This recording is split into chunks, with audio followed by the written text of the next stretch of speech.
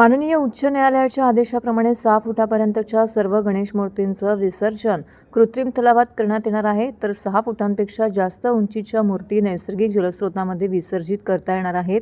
त्यामुळे कृत्रिम तलाव व फिरत्या विसर्जन व्यवस्थेत वाढ करण्यात आली आहे.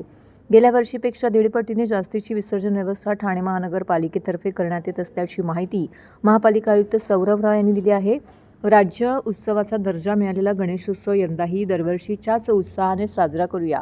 नागरिकांची कोणतीही गैरसोय होणार नाही याची काळजी घेऊन गणपती बाप्पाच्या आशीर्वादाने उत्सव निर्विघ्नपणे साजरा करूया, असं आवाहन आयुक्त सौरभ राव यांनी केलं आहे.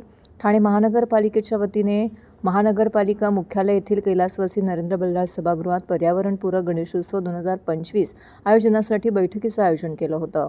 महापालिका आयुक्त सौरभ राव यांच्या अध्यक्षतेखाली झालेल्या बैठकीला गणेशोत्सव मंडळाचे प्रतिनिधी, विक्रेते, महापालिकेचे अतिरिक्त आयुक्त प्रशांत रोडे, पोलीस उपायुक्त प्रशांत कदम, पोलीस उपायुक्त पंकज सिरसाट, महापालिका उपायुक्त मनीष जोशी, शंकर पाटोळे, मधुकर बोडके, दिनेश तायडे, सचिन सांगळे, मुख्य पर्यावरण अधिकारी मनीषा प्रधान यांच्यासह महापालिका, महावितरण, टोरंट पॉवर, स्वयंसेवी संस्था यांचे प्रतिनिधी उपस्थित होते.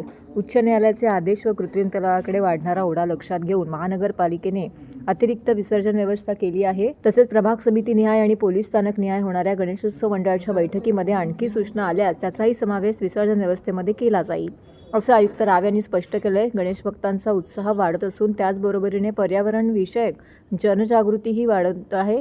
गेल्या वर्षी केलेल्या फिरत्या हौद विसर्जन व्यवस्थेचे नागरिकांनी स्वागत केलं, त्यामुळे यावर्षी त्यात वाढ करून पथकांची संख्या 15 करण्यात आली आहे, असंही आयुक्त राव यांनी सांगितलं आहे.